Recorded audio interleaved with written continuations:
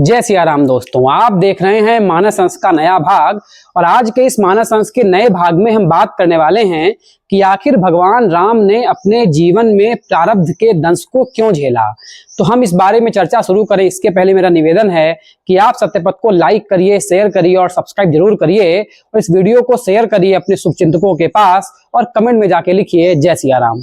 आइए शुरू करते हैं आज की बातचीत कि आखिर भगवान राम को भी अपने जीवन में प्रारब्ध क्यों झेलना पड़ा। इसके पहले हम ये जान लेते हैं कि आखिर प्रारब्ध होता क्या है। दरअसल प्रारब्ध आपके पीठ पर अपने पूर्व जन्मों के अच्छे या बुरे कर्मों के फल से लदी हुई एक ऐसी गठरी है जिसको आपको इस जन्म में भोगना ही पड़ता है, चाहे वो अच्छा हो या बुरा हो। इसको आप ऐसे समझिए कि जब भी किसी माँ के कोख से बच्चे का जन्म होता है तो उस समय उस व्यक्ति ने, उस बच्चे ने किसी प्रकार का कोई कर्म नहीं किया होता, फिर भी उसका जन्म तय हो जाता है कि वो एक अमीर परिवार में होगा, एक गरीब परिवार में होगा, किस धर्म में होगा, किस जाति में होगा, किस जिले, किस शहर, किस देश में होगा। ये सब कुछ पहले से तय होता है, उसने अपने कर्म के लिहाज से कुछ भी नहीं प्राप्त किया गया होता। बस इसे ही प्रारब्ध कहा जाता है। आप अपने आसपास देखते होंगे कुछ लोग होते हैं जिनके जीवन में हर तरीके की बुराई होती है, वो हर तरीके का गलत और बुरा कार्य करते हैं, फिर भी वो जीवन में हमेशा उन्नति की ओर अग्रसर रहते हैं। उनको जीवन में हर तरीके की सुख की प्राप्ति होती है। पर आप देखते हैं कि आप कठिन परिश्रम कर रहे हैं, सत्य के मार्ग पर चल रहे हैं, कभी किसी का बुरा नहीं कर रहे हैं, फिर भी आपकी स्थिति वही की वही है, कोई उन्नति नहीं हो रही है।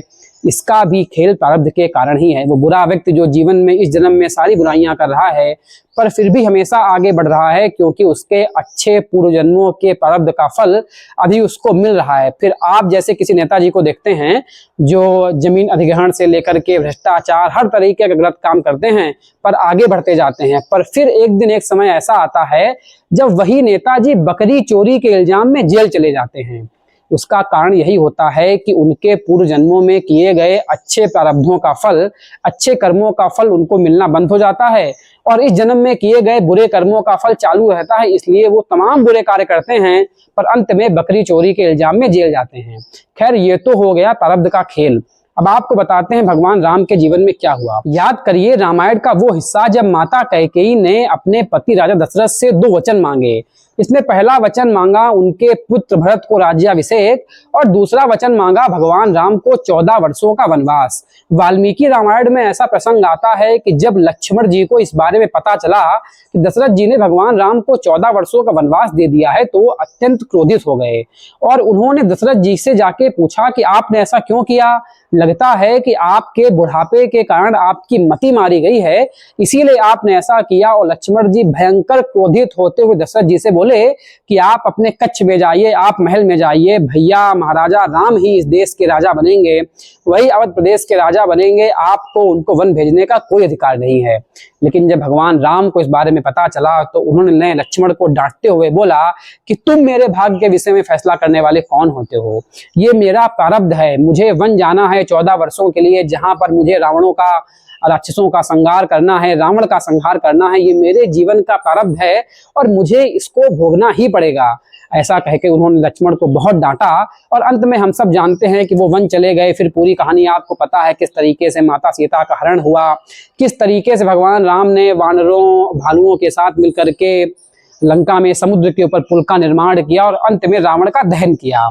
इस बात का मर्म केवल यही है, इस बात का अर्थ केवल यही है कि अपने जीवन के प्रारब्ध से भगवान राम स्वयं बचे नहीं, जबकि वो साक्षात विष्णु के अवतार थे।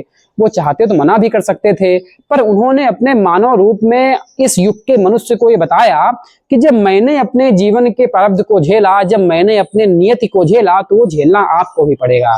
अगर कल को कोई आपको बताता है कि आपके जीवन में कोई चमत्कार हो जाएगा तो उसकी बातों में नहीं आइएगा, क्योंकि जो नियति है वो होनी ही है।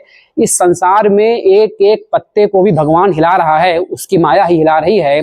आपकी भाग्य का रचयिता ऊपर बैठा है, जिसने आपके जीवन के घोड़ों को अपने हाथों में नियंत्रित करके रखा है। होगा वही जितना लिखा गया है। इसीलिए कहा जाता है कि हुई है सोई जो राम रच राखा और को कर तर्क बढ़ावे साचा। मतलब जो राम लिख गए हैं, जो ईश्वर ने लिखा है वही होगा और उसको हर किसी को भोगना पड़ेगा।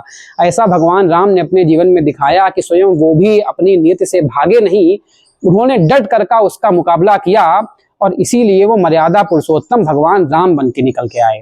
ऐसा कहा जाता है ना कि राम वन गए तो बन गए। मतलब अगर राम वन जाना स्वीकार नहीं करते, महलों में रहते, तो उनकी ख्याति इतनी बड़ी नहीं होती।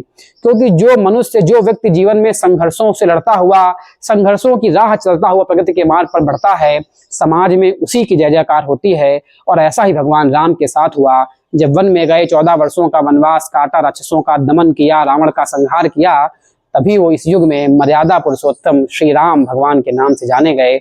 इसलिए आप भी अपने प्रारब्ध को डट करके सामना करिए, अच्छे कर्म करिए, अपने बुरे कर्मों से मिलने वाले फल का डट के सामना करिए। पूरा प्रयास करिए कि आपसे किसी का बुरा न हो, आपके हाथों किसी के बारे में कुछ बुरा न हो जाए। बाकी भगवान के ऊपर छोड़िए, अपने कर्म करते रहिए। भगवान राम आपके जीवन में सब मंगल ही करेंगे। तो इस पूरे मुद्दे पर क्या है आपके विचार, हमें कमेंट करके बताइए। लाइक करिए, शेयर करिए और सब्सक्राइब करिए सत्य पथ को, और कमेंट में लिखिए जय सिया राम। धन्यवाद।